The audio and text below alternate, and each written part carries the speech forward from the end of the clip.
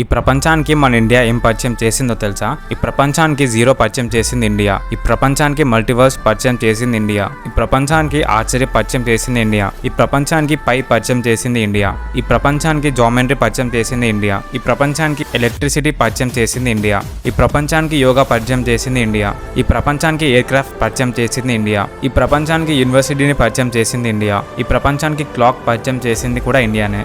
ఈ ప్రపంచానికి negative numbers and pinhole టెక్నాలజీని కూడా పరిచయం చేసింది ఇండియానే. ఇలాంటి ఎన్నో కాన్సెప్ట్ ని ఈ ప్రపంచానికి పరిచయం చేసింది మన ఇండియానే. ఈ ఇన్ఫర్మేషన్ ని మీ ఫ్రెండ్స్ అండ్ ఫ్యామిలీకి షేర్ చేయండి. ఇప్పుడు మనం యూజ్ చేస్తున్న పిన్హోల్ టెక్నాలజీ 7th సెంచరీలోనే విరూపాక్ష టెంపుల్లో ఇది ఉందని మీకు తెలుసా?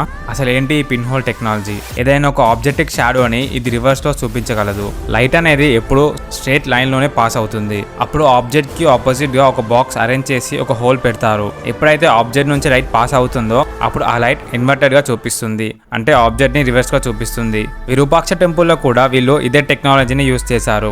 ఈ టెంపుల్ ఇక్కడ ఉన్న రూమ్ లో రివర్స్ గా కనిపిస్తుంది. 160 ఫీట్స్ హైట్ ఉన్న ఈ టెంపుల్ షాడోని 300 ఫీట్స్ ఉన్న గోపురంలో కనిపిస్తుంది. కానీ ఇంత పెద్ద టెంపుల్ కి పిన్హోల్ టెక్నాలజీ యూజ్ చేయాలి అంటే చాలా క్యాలిక్యులేషన్ వేస్తే తప్ప ఇది చేయడం పాసిబుల్ అవ్వదు. 7th సెంచరీలోనే అసలు పిన్హోల్ టెక్నాలజీ మన వాళ్ళకి ఎలా తెలిసింది? అందుకే అంటారు సనాతన ధర్మ is a way of life అని. శివాజీ మహారాజ్ గారు లేకపోతే ఈ రోజు మనకు కాశీ అండ్ తిరువన్మలై టెంపుల్స్ ఉండేవి కాదని మీకు తెలుసా? ఇండియాలో కాశీ టెంపుల్ కి చాలా ప్రతిష్ట దాగి ఉంది. కానీ ఈ టెంపుల్ మీద ఔరంగజేబ్ కన్ను పడింది. ఔరంగజేబ్ ఆ కాశీ టౌన్ ని డిస్ట్రాయ్ చేయడానికి ఆర్డర్స్ ఇచ్చాడు. ఔరంగజేబ్ ఆర్మీ కాశీకి వెళ్ళింది. కానీ ఔరంగజేబ్ ఆ కాశీ టౌన్ ని డిస్ట్రాయ్ చేస్తున్నప్పుడు గుర్రం మీద ఒక రాజు వచ్చాడు. అతనే ఛత్రపతి శివాజీ మహారాజ్. ఆ రోజు శివాజీ మహారాజ్ కాశీ టెంపుల్ కోసం యుద్ధం చేశాక ఔరంగజేబ్ కాశీ టౌన్ ని వదిలేసి వెళ్ళిపోయాడు. తమిళనాడులో ఉన్న తిరువన్మలై టెంపుల్ ని ముఘల్స్ ఎంపైర్ వారు డిస్ట్రాయ్ చేశారు. డిస్ట్రాయ్ చేసి ఆ ప్లేస్ ఒక మసీదుని బిల్డ్ చేసుకున్నారు. ఈ విషయం తెలుసుకున్న శివాజీ మహారాజ్ గారు యుద్ధం ప్రకటించారు. ఆ యుద్ధంలో ముఘల్స్ ఎంపైర్ ని ఓడించాడు. ముఘల్స్ ఎంపైర్ కట్టిన మసీదును శివాజీ మహారాజ్ డిస్ట్రాయ్ చేశారు. మళ్ళీ అదే ప్లేస్ లో టెంపుల్ ని కట్టారు. ఇప్పుడు ఉన్న తిరువన్మలైని రీబిల్డ్ చేసింది మన శివాజీ మహారాజ్ గారే. ఇప్పుడు ఈ 2 టెంపుల్స్ ఉన్నాయంటే ఓన్లీ రీజన్ శివాజీ మహారాజ్ గారే. కానీ ఇండియాలో ఔరంగజేబ్ గురించి బుక్స్ రాశారు, కానీ శివాజీ మహారాజ్ టెంపుల్స్ కోసం చేసిన పోరాటం గురించి ఎవరు రాయలేదు. అరుణాచలం హిల్స్ హిమాలయ హిల్స్ కంటే ఓల్డర్ అని మీకు తెలుసా?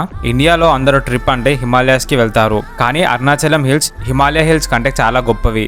అరుణాచలం కొండ మీద నుంచి ఒక రాయి తీసుకొని అమెరికా సైంటిస్టులు టెస్ట్ చేశారు. టెస్ట్ చేసిన తర్వాత ఏం స్టేట్మెంట్ ఇచ్చారో తెలుసా?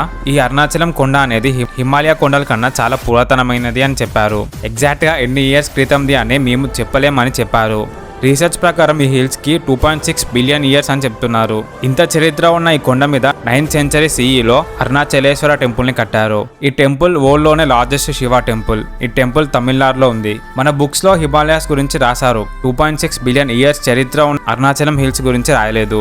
ఇండియాలో ఉన్న కైలాస టెంపుల్ వరల్డ్ లో ఉన్న 7 వండర్స్ కంటే గొప్పది అని మీకు తెలుసా? ఈ కైలాస టెంపుల్ ని 756 CEలో బిల్డ్ చేశారు. ఈ టెంపుల్ ని కట్టడానికి 65 సంవత్సరాలు పట్టింది. ఒక పెద్ద మౌంటైన్ ని పైనుంచి కిందికి చెక్కుతూ ఈ టెంపుల్ ని కట్టారు. ఈ టెంపుల్ ని చెక్కుతూ 2 లక్షల టన్నుల రాయిని రిమూవ్ చేశారు.